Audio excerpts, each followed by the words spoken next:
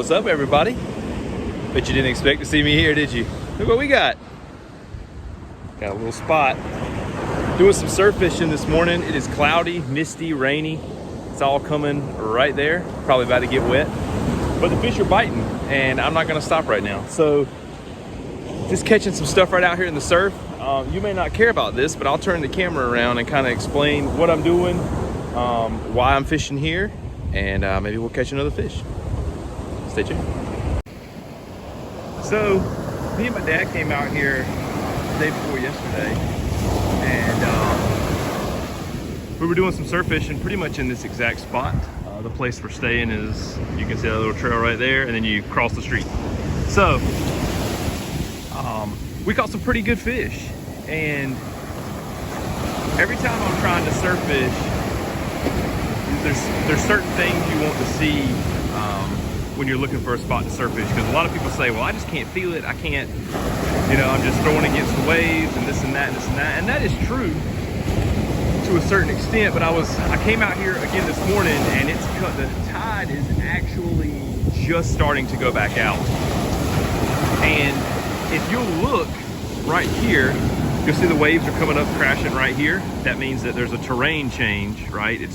The ocean got deeper right there, and you can see it. Wave is hitting that sand as it comes in. That's what makes it roll, okay? And you can kind of see where it's brown about right here. That's where it's starting to come on up. So then you look out there, and you can see that there's some, sorry, my finger was making it focus, but you can see there's one starting to crest right there.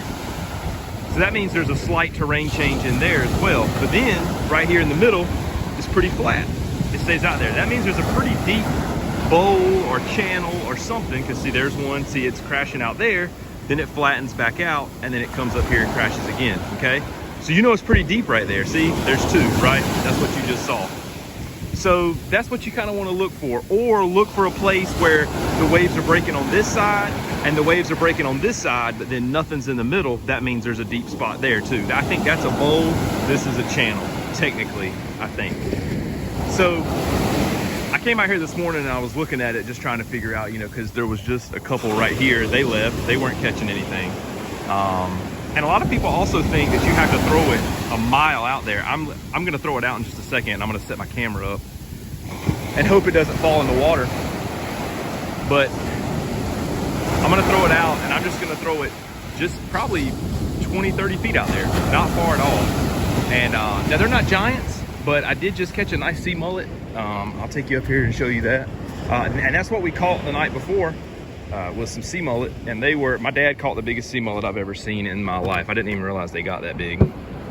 But there's a pretty good sea mullet, relative, you know, according to the cooler. He's over half the cooler long, so that'll be some good eating. But yeah, I'm gonna set my bag up here, set my pole out, and we'll see how long it takes to catch a fish. Now there's all different types of ways of baiting a hook. I'm just using a simple bottom rig. Just janked it together. I've got 4 ounces on there, 2 and 2. Just throwing stuff together. I've actually got a small circle hook on the bottom and just a regular, I don't know, maybe 4 or 5 hook here. And then that circle hook, it's supposed to be better on the fish. It's actually supposed to hook them more in their lip, but they kind of nibbled on that piece of there. So I mean, y'all, this is just a basic run-of-the-mill bottom rig that I had jumbled together from picking stuff out of my bag. So I'm gonna put these 2 pieces of shrimp on there, and we'll see what happens. Now I'm gonna try to do this in real time, see if we can kind of see what happens. So it might be a little bit boring, but we'll see what happens. But at least either you'll see I got a bite and I'll come back with nothing but no fish, or I'll catch a fish. So let's see what happens.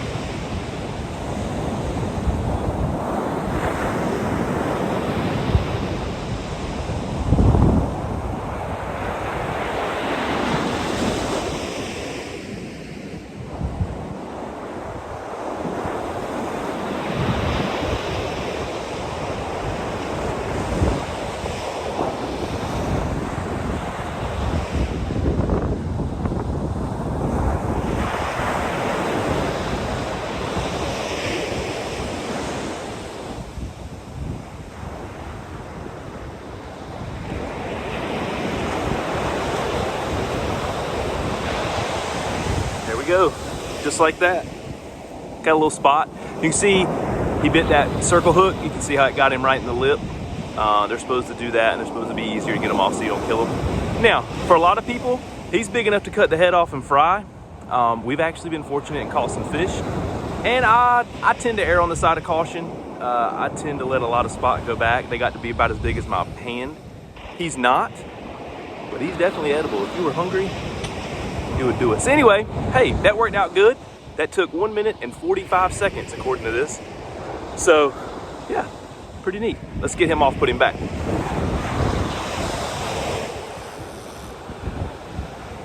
Since the spot are biting, I'm actually gonna throw a piece of this on here as well. This is artificial bloodworm. Spot really love bloodworm. This right here is it's kind of pricey. This was $7.99. Probably bought this pre-inflation. Maybe, I don't know. It might be $9 now. It really just depends on where you get it. But we're gonna cut a piece of this off and kind of combine it with the shrimp and see what happens as well. And this is just, it's kind of like bubble gum, I guess. And you just cut a little piece off. I'll go about right here. Cut that little piece off right there. And then we'll put that on there with a piece of shrimp. And we'll go back and let's see if we can repeat that process.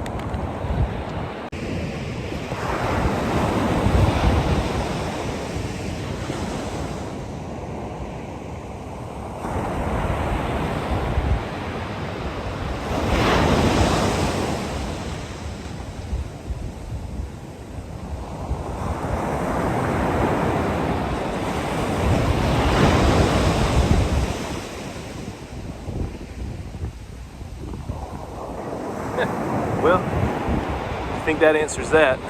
They left the bloodworm and took the shrimp. So, put some more shrimp on there. Let's try this again. They obviously got that before it even hit the bottom because I wasn't out there very long at all. I'll kind of hang this down so you can kind of see.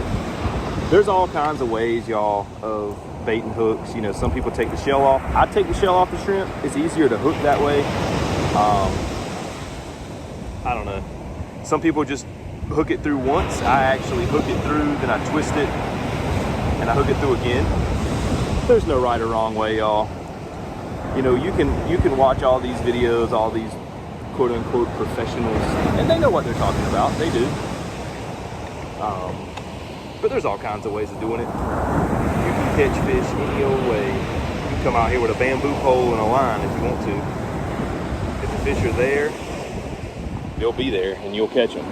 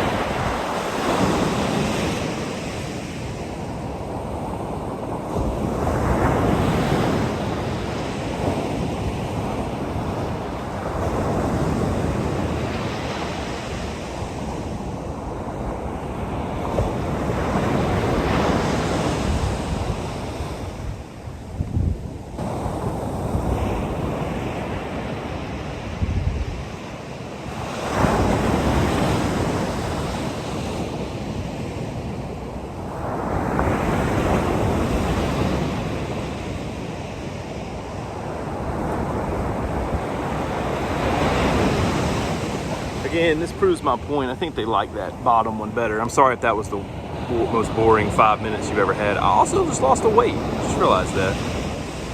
But I can see the fish kind of swimming around out there and jumping around out there. So we're gonna bait up, get back out there, and that might have been why I didn't catch anything because it wasn't sitting on the bottom right. But they obviously like that bottom hook better. So let's get back out there and try to catch us a big one. What do you say?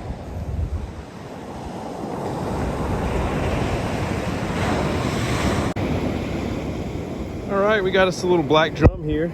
These have to be 14 inches now in North Carolina. I don't know how the fishing regulations are where you are, but they have gotten so strict on fish these days. But yeah, I'm gonna need that to be about double the length.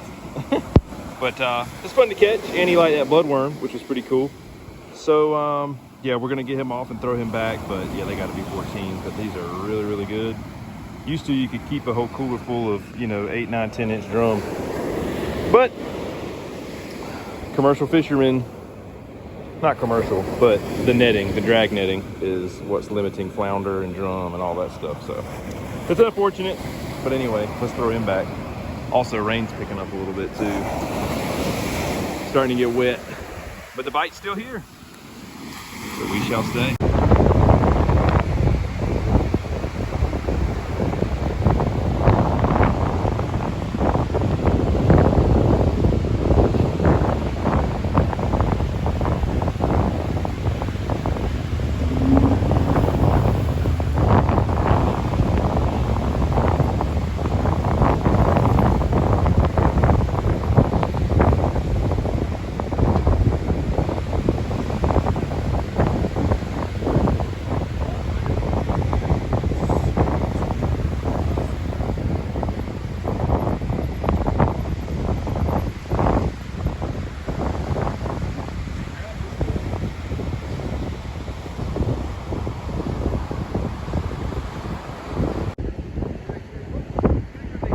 Well, it's a little bit rougher today.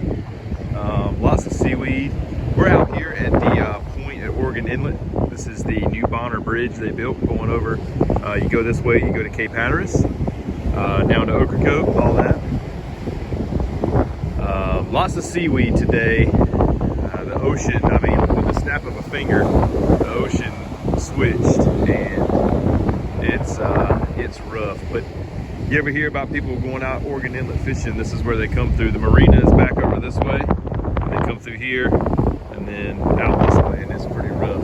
Pretty rough. You can't really see it, but you can see those white caps out there, and that's the channel they take going out to the ocean. So we just got out here for a little bit. Actually, I don't know if you can see it. I'll zoom in a little bit. They actually left a piece of the old bridge. Sorry, my finger. The old bridge right there that you can walk out and fish on, that little piece that's sticking out. We're gonna go down there and see what's any fish are biting down there. But yeah, beautiful day, but just not ideal for fishing. My dad, my brother over there, they're talking. Just glad to be here, but nothing to report fishing wise or scrapping wise today. I did, however, we went down to Pea Island, and I found an old steel door, I guess, from an old ship. There's lots of shipwrecks around here, and they come and go as the sand comes and goes and the tide comes and goes. I was trying to figure out a way to get that steel door in the car, but no such luck. But anyway, just wanted to show you this. Thought it was pretty. Thought it was nice. There are some people fishing, trying to anyway, but they're reeling in a lot of seaweed. I'm just not going to fight that. I'll come back another day. All right, we'll come back later with something. Surprise! We're back. Got a trailer load already. This is from several days worth. But boy, we are stacked. Stacked. Check that out. Yes, sir. You know she's gonna ride like that. We got lots of goodies in here today, y'all. But what's the video without a scrapyard trip, right? So took that little trip with the fam, and we're back, and we're gonna get this unloaded. Probably won't get much videoing done today. Kind of in a hurry, but I wanted to add some scrap for you all. You seem to enjoy it. So anyway, we'll get all that. We're gonna get this out of here. Don't want to throw that away. And let's get these straps off of here so he can help. Yeah, it's good to be back. Beautiful day today. Feels good. We're the only soul out here. All right, I'll catch you on a bit. All right, we're here. Wait on Bun to get here. We got a few good things back here. We'll get these out. This right here is solid. It's really nice. But yeah, little bucket of copper. That's probably gonna be about it for today. I may stop and get some garage doors since I got the long trailer. But that might be about it. If I see you again, I see you again. If not, we'll see you next time.